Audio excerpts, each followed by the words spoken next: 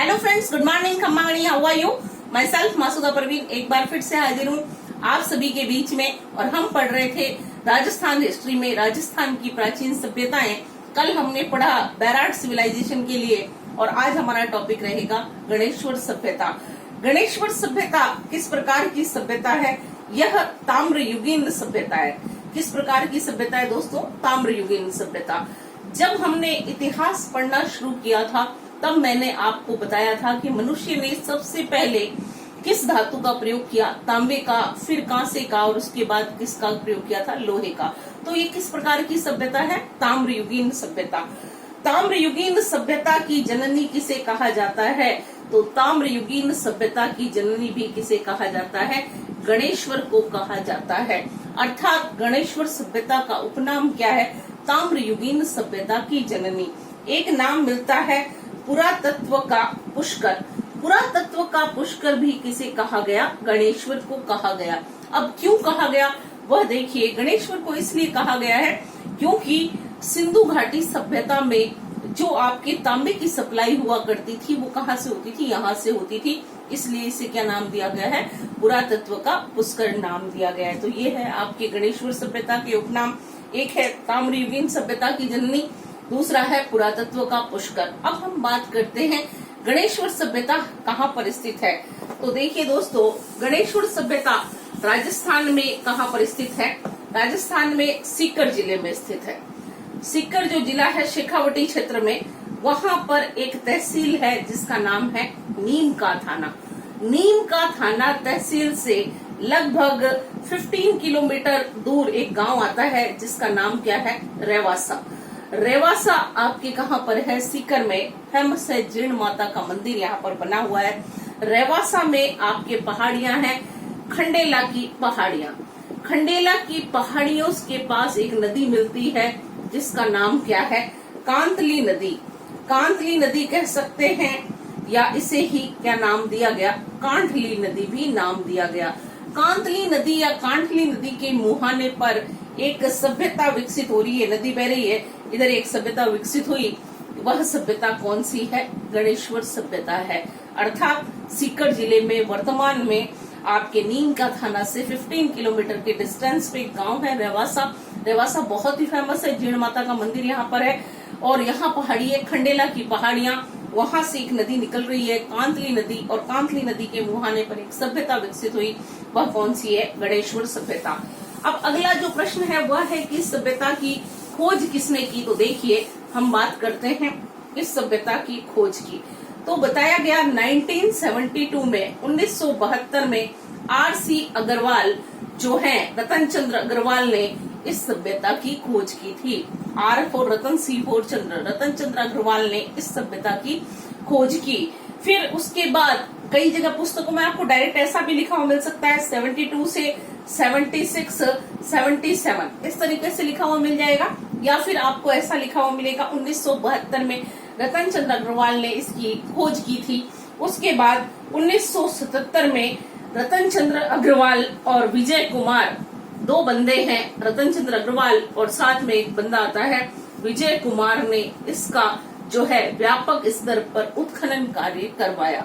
Clear है friends? सबसे पहले 1972 में कौन कर रहे हैं? रतन चंद्र अग्रवाल। फिर उसके बाद 76 और 77 में कौन करते हैं? रतन चंद्र अग्रवाल और विजय कुमार इसका उत्खनन कार्य करते हैं। तो ये है गणेश्वर सभ्यता की खोज से संबंधित फैक्ट्स। अब हम पढ़ते हैं कि गणेश्वर सभ्यता में हमें क्या क्या सामग्री मिली। उत्खनन में प्राप्त सामग्री की बात करते हैं कि यहाँ पर खुदाई में क्या मिला। तो विशेष कुछ नहीं है दोस्तों, एक दो लाइन में आपको याद हो जाएगा, कुछ ज्यादा मिला नहीं है। यहाँ पर जो घर हैं, घर किसके बने हैं? ईंटों के नहीं बने थे। घर ईंटों को नहीं जो है यूज किया गया। ईंट के स्थान पर घर किससे बने हुए हैं? पत्थर के घर आपको बने हुए कहाँ पर दिखाई देंगे? गणेश्वर में। पत्थर के बांध ये भी हमें कहाँ से मिले हैं? ये भी मिलते हैं गणेश्वर सभ्यता से। तांबे का बाणाग्र, बाणाग्र समझ गए? बाण आप जानते हैं, बाण के आगे का हिस्सा जो नुकीला होता है उसे कहा जाता है बाणाग्र। और तांबे का बाणाग्र कहाँ से मिल रहा है? वो गणेश्वर से मिलता है। मछली पकड़ने का कांटा, मछली पकड़ने का कांटा भी हमें कहाँ से मिलता है? यहाँ से, अर्थात यहाँ के लोग क्या करते थे? शिकार किया करते थे। यहाँ के लोग शाकाहारी और मांसाहारी दोनों ही थे। सैकड़ों तांबे के उपकरण जो है बहुत सारे मिले हैं, डेली यूज में काम में लेने वाले तांबे के उपकरण यहाँ पर बहुत सारे मिल रहे हैं, इसलिए इसे ताम्रयुगीन सभ्यता की जननी कहा जाता है। और यहाँ के लोग शाकाहारी और मांसाहारी दोनों थे।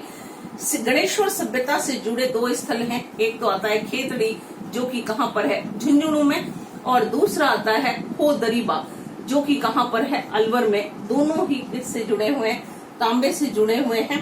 ताम्र शोधक संयंत्र केंद्र सरकार के द्वारा कहाँ पर स्थापित है? खेतड़ी में। तो दोस्तों ये है गणेश्वर सभ्यता। गणेश्वर सभ्यता में आपको इसकी खोज, खननकर्ता और ये 4 पॉइंट्स आपको लर्न करने पड़ेंगे और इसका उपनाम याद करना पड़ेगा। ये है गणेश्वर सभ्यता। अब एक और सभ्यता हम पढ़ते हैं जिसके बारे में कई बार प्रश्न पूछे जाते हैं, वह है आपके कौन सी सभ्यता? बागोर सभ्यता। बागोर आपके कहाँ पर है? भीलवाड़ा में। बागोर सभ्यता के अवशेष हमें कहाँ से मिले? राजस्थान में, भीलवाड़ा से। भीलवाड़ा में आपको मिला है कौन सी सभ्यता के अवशेष? बागोर सभ्यता के। और कौन सी नदी के किनारे? कोठारी नदी के किनारे। कोठारी नदी के किनारे एक सभ्यता विकसित हुई है और कितने हजार साल पुरानी है? 5000 वर्ष पुरानी। 5000 वर्ष पुरानी या पूर्व जो यहाँ पर है। पशुपालन का साक्ष्य यदि आपको देखना है तो कहाँ से देखने के लिए मिलेगा? बागोर से मिलता है। बागोर को हम क्या कहते हैं? बागोर को कहा जाता है आदिम संस्कृति का संग्रहालय। क्या कहते हैं दोस्तों? आदिम संस्कृति का संग्रहालय किसे कहा जाता है? बागोर सभ्यता को कहा जाता है। बागोर सभ्यता देखिए, एक बार वापस रिपीट करवाती हूँ। बागोर सभ्यता राजस्थान में भीलवाड़ा में है। कौन सी नदी के किनारे है? कोठारी नदी के किनारे। यहाँ से 5000 साल पुराने पशुपालन के साक्ष्य मिले हैं। इसे आदिम संस्कृति का संग्रहालय कहा जाता है, इसे बागोर को। अब बात आती है बागोर की खोज किसने की? तो देखिए बागोर की खोज कब हुई और किसने की? इसकी खोज होती है 1967 से 69 के बीच में, जो है किसने की थी? ये मध्य वी.एन. मिश्र। वी.एन. मिश्र जो है उनका नाम हो गया वीरेंद्रनाथ मिश्र। वी.एन. मिश्र कौन हुए? वीरेंद्रनाथ मिश्र। और साथ में लैशनिक नाम का एक जर्मनी का व्यक्ति था। लैशनिक ने 1967 से 69 के मध्य कौन से स्थल की खोज की है? बागोर की खोज की है। कहाँ पर है? भीलवाड़ा में है। इसके बाद यहाँ पर मिला क्या है? तो देखिए सबसे पहले इसे आदिम संस्कृति का संग्रहालय कहा गया। आदिम संस्कृति का संग्रहालय क्यों कहते हैं? तो ध्यान रखिएगा दोस्तों, यह एक ऐसा स्थल है जहां मानव सभ्यता के 3 स्तर मिले हैं। फर्स्ट लेवल पे मनुष्य क्या करता था? आखेट किया करता था। आखेट का साक्ष्य भी मिला है। सेकंड लेवल पर मनुष्य ने क्या किया? पशुपालन किया, तो पशुपालन का साक्ष्य भी आपको यहाँ से मिलता है। और थर्ड लेवल पर मनुष्य क्या करता है? कृषि करता है। तो तीनों का जो एविडेंस हमें कहाँ से मिलता है? बागोर से मिलता है। ये है बागोर सभ्यता। कहाँ से मिल रही है? भीलवाड़ा से मिलती है। और यहाँ पर मिला क्या क्या है? इसके अतिरिक्त एक तो मिला है टीला, जिसे कहते हैं महासतियों का टीला। महासतियों का टीला कहाँ से मिलता है? तो हमें उत्तर लिखना है, ये मिलता है बागोर से। क्लियर है? इसके अलावा यहाँ पर जो है क्या देखने के लिए मिला? एक तो मछली पकड़ने के लिए, मछली पकड़ने का जो है या शिकार करने के लिए, और चमड़ा जो है चमड़ा सिलने के लिए का औजार, छेद करने का औजार, ये सारी चीजें आपको कहाँ से मिलती है? ये मिलते हैं बागोर सभ्यता से। तो ये है बागोर सभ्यता, सबसे प्राचीन सभ्यता, आदिम संस्कृति का संग्रहालय के नाम से जानी जाती है। कौन सी सभ्यता? बागोर सभ्यता।